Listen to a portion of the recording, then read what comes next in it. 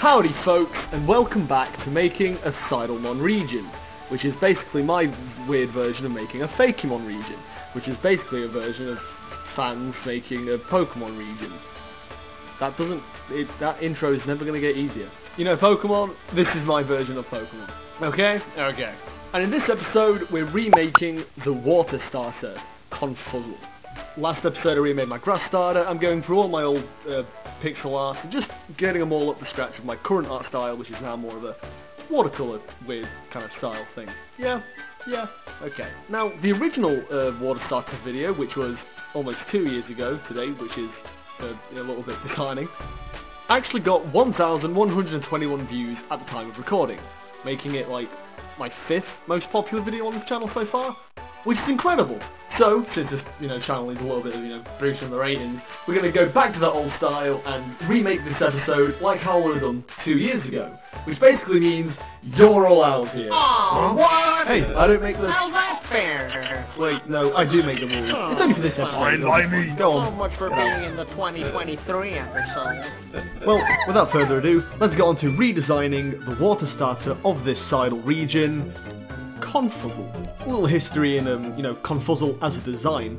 I believe it must have been around 4 or 5 years ago now. I decided I wanted to make just a random pixel art Pokemon region because I wanted to get popular, and I realised that Pokemon's popular, so I thought I'll start showing people my pixel art. Why not? So I created a new art document and I just drew random shapes, gave them eyes, and that slowly evolved into what became the region's 3 starters. There's actually a few months I drew it like that, which is kind of weird because if I was doing pixel art, I don't know why I didn't just jump into doing pixel art. But either way, I just wanted to give you a little bit of context as to why Confuzzle looks so simple as a design. It's basically a oval with circles underneath and 2 squiggly lines. But I kind of love it for that. It's got this cute little simplicity to it. Like, you can just draw Confuzzle whenever you want, which, it's fun, and I think that's why characters like Gengar are pretty popular, because they're just easy to do. Which another fun point to think about is if I had any Sidlemon mascots per se. I've got a few ideas, but usually Confuzzle and its evolution, the middle one specifically, I don't know why, but they're always the Sidlemon I typically enjoy drawing.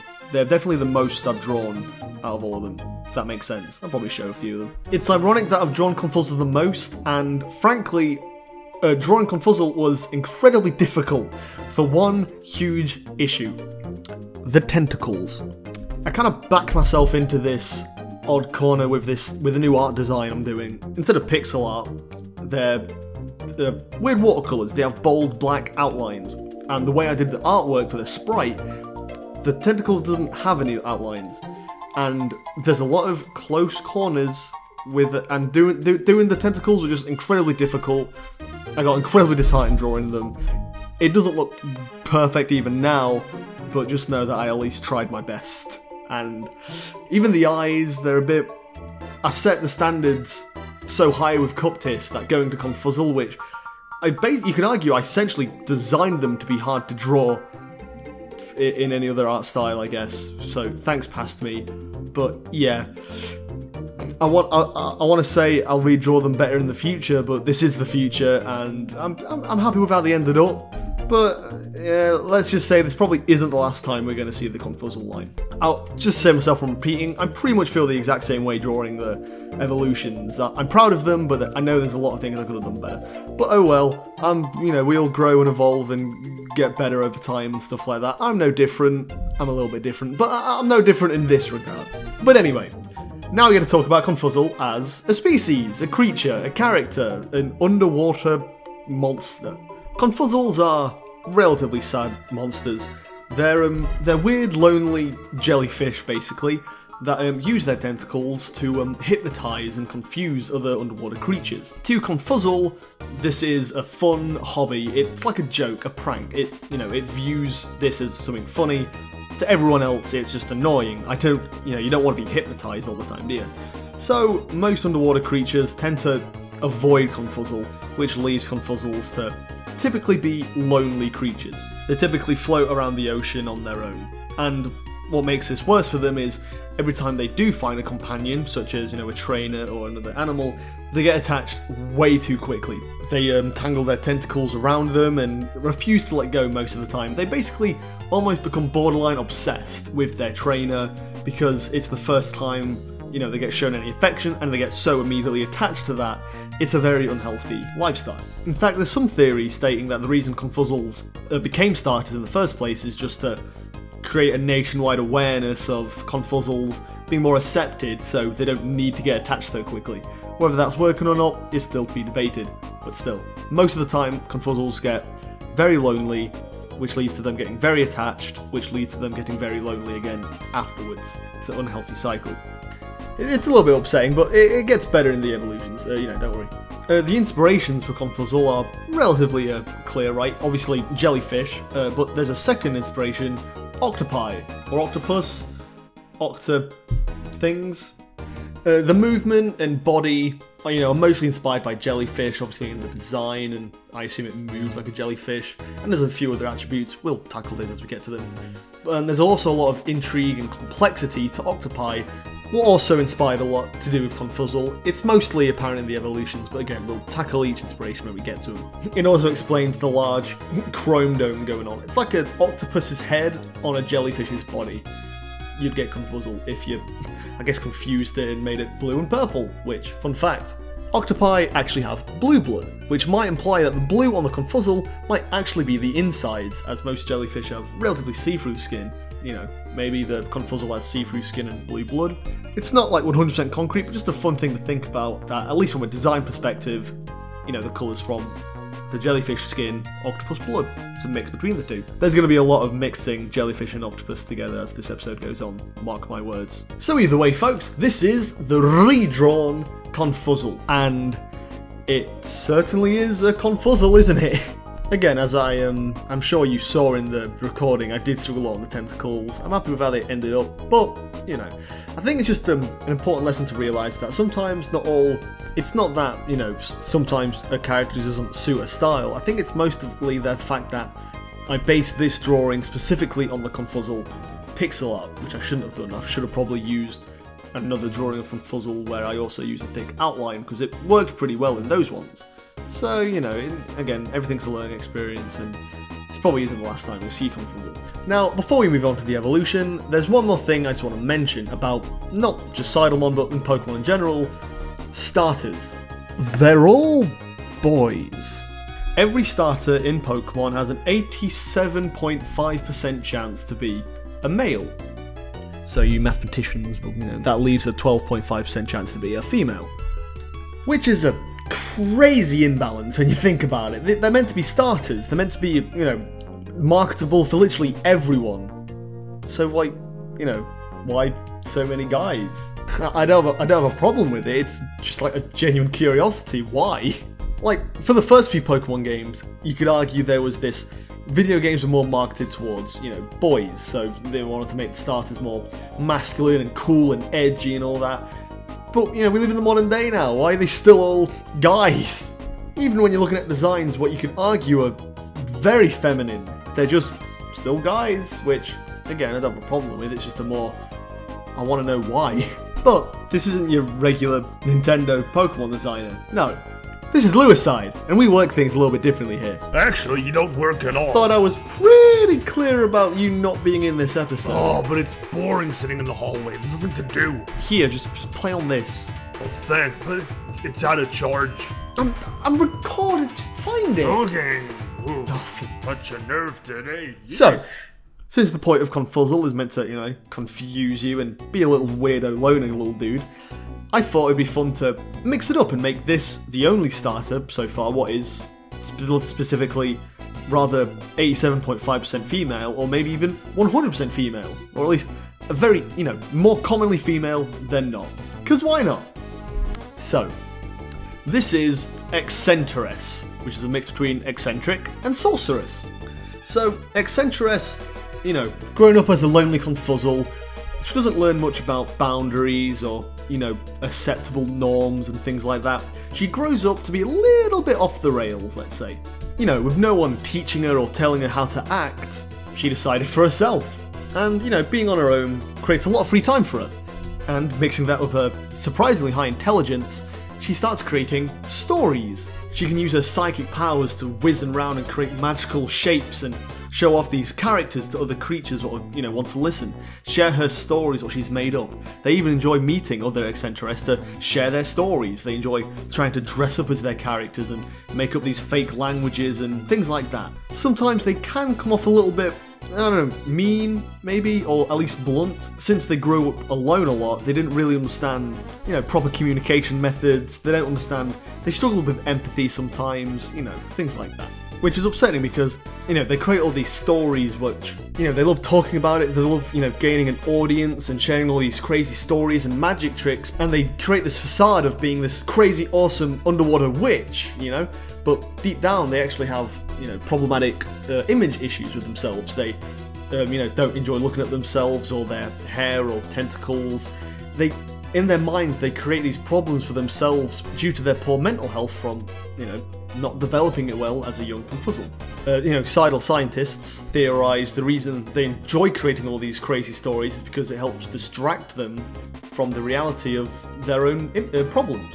They try so hard to be eccentric and loud and crazy, almost obnoxious borderlining on. You know, they're trying so hard to find their own uniqueness so they can find ways to hide from their own problems in that. If that makes sense? They're crazy teens experimenting with their own self-image because they don't know who they are yet or what they are, you know?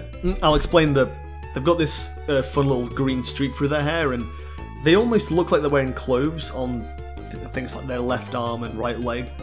I wanted that to be a little, almost like cosplay, because they create all these random stories they enjoy. They enjoy, you know, designing random things for them to wear to, again, make them stand out and be more unique in themselves. But I guess over time that just became what Eccenteress looked like. If you want to imagine Eccenteress wearing anything different, you're free to. I like the idea that she does. I'm surprised, you know, again, I've drawn Eccenteress a lot. I'm surprised I've not really drawn anything different than the norm, but, you know, well. So, just some fun facts to, you know, end the Eccenteress bit. Some jellyfish are actually called Medusa because, you know, because of their bulbous head, I guess, and the, you know, long tentacle things. It can look like Medusa, which, you know, semi-inspired the idea of Eccenteress being more, you know, humanoid. Plus, I wanted to really drive the point home that you, looking at a Confuzzle, you would not expect. I wanted to surprise the player in not expecting what it would evolve into. And I was looking for, you know, fun ideas, and I realised that the silhouette of Confuzzle almost looked like a dress, which inspired the idea of it. What if the body essentially became a dress for a, you know, humanoid tentacle monster thing, right? And octopi are very smart. This isn't any fact, but, you know, it's just a fun thing that they're even known to have distinct personalities, you know, like how humans are. Just thought that was interesting. And it's similar to how Eccenteress are. Each Eccenteress are unique to themselves. Haha! I think I have a second reason you made them more humanoid. Come on, dude, I'm like 10 minutes off. Did you know that octopuses are users? No, we are not talking about that. Let me give you a detailed history of how octopi are seen as a little naughty, let's say.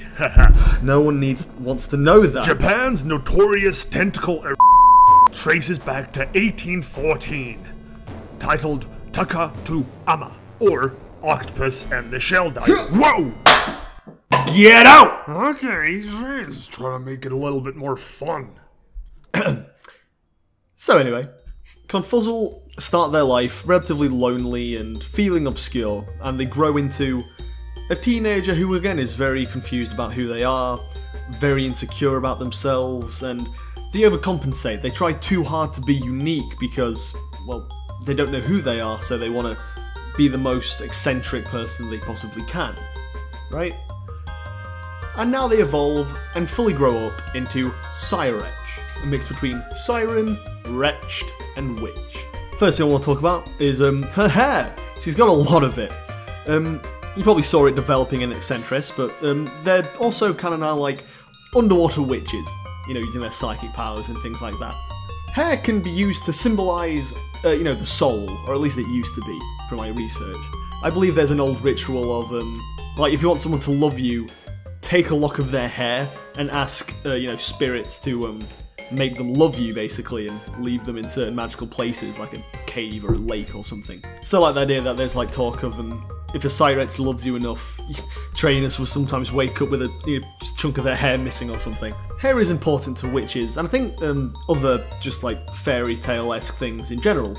You have like Cinderella, and that's all I can think of. In fact, there's two other Pokemon, Hatterene and Grimmsnarl, if I'm remembering the names correctly, are also both, magic and dark magic to do with, their hair. But hair can also, symbolise power, and it's a sign of beauty. It's also a sign, I guess, people associated with magic because, back then we didn't know why it was endlessly growing. I believe nails were seen as similar aspects of magic and things. I don't know 100% about this, by all means. If you want to do your own research, you're more than free to. But I also wanted to include a lot of hair just because she's meant to be a siren, which are basically like mermaids will lure you in with their beautiful looks, and even though she has a crazy face or whatever, she's got a lot of beautiful hair.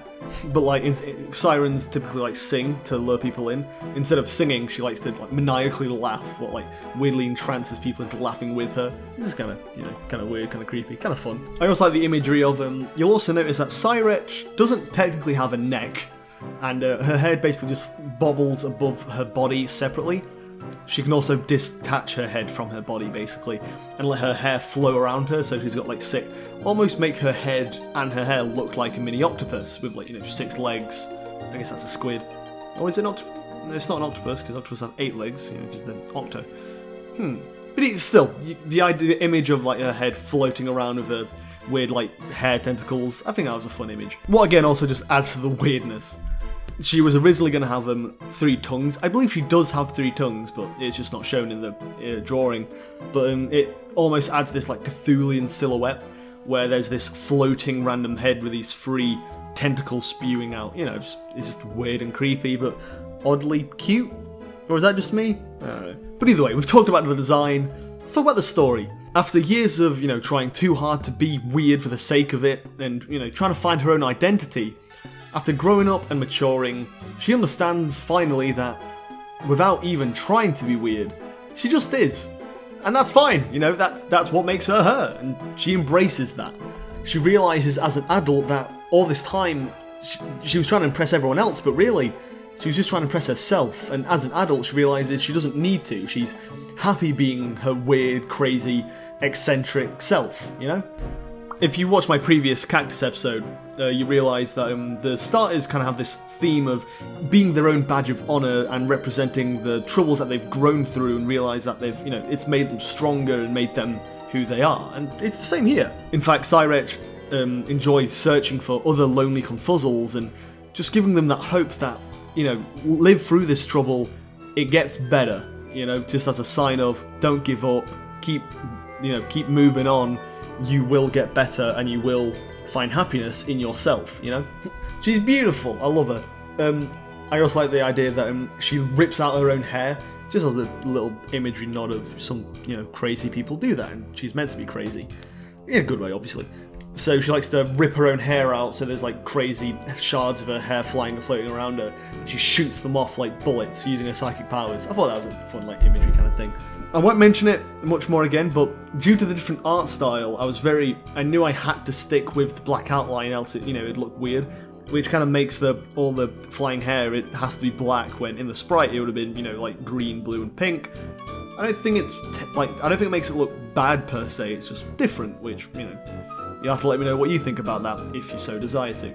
Here's some interesting biology for you.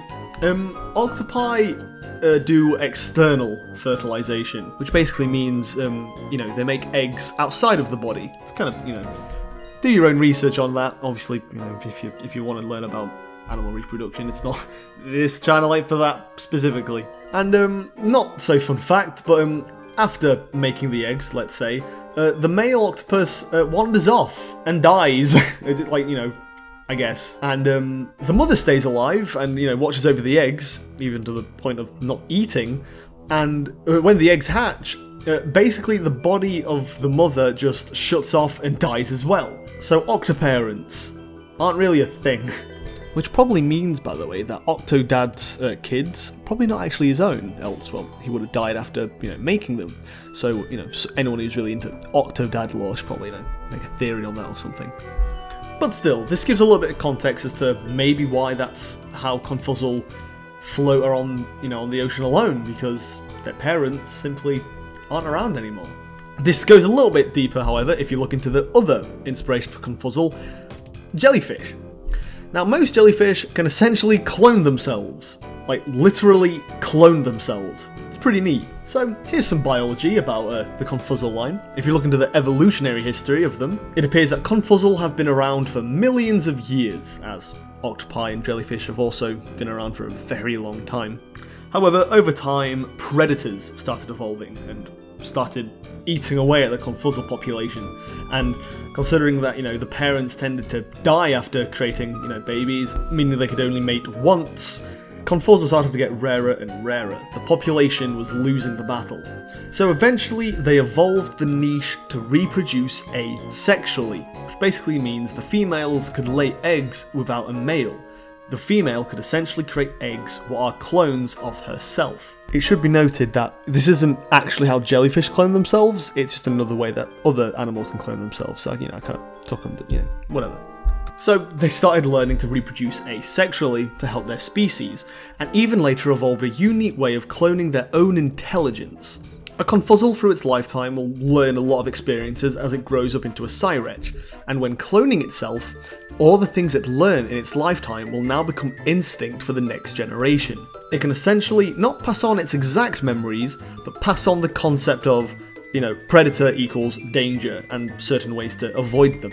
So each generation of Confuzzle started getting smarter and smarter and smarter until eventually, by the time it does evolve into Sirwetch and Eccenteress, they become psychic types.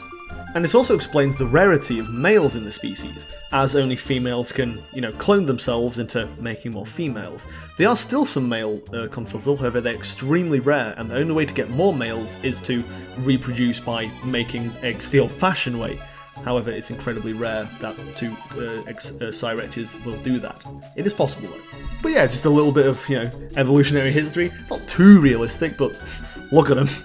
So either way, folks, this is the full Confuzzle line, starting as a lonely child, to a creative teen, to a weird but proud adult. So a loner, then a weeb, and then an artist. So, yeah. Okay. And you're gonna have to go. I thought it was the grass starter, the fire starter, then the water one. The Sidle Dex has the water starter second. Watch was trying to make it accurate. Well, this isn't meant to be accurate, is it? What do you mean? It looks exactly like it doesn't look like it. I don't even know what you're saying! You love us, really? Is asking for 10 minutes on my own really that much? Yep. Yep, I should have seen that answer. It would seem so. What am I going to do with you lot? Either way, folks, thank you all so much for watching. Let me know what you think of them. Do you prefer the pixel art or do you prefer this style?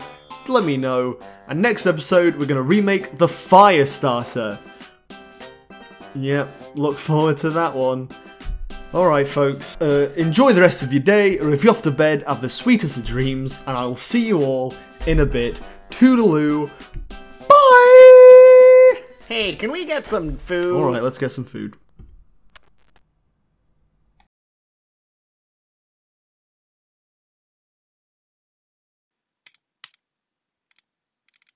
Wait, that's what you've been drawing? Why is that so familiar? I feel like I've seen that somewhere.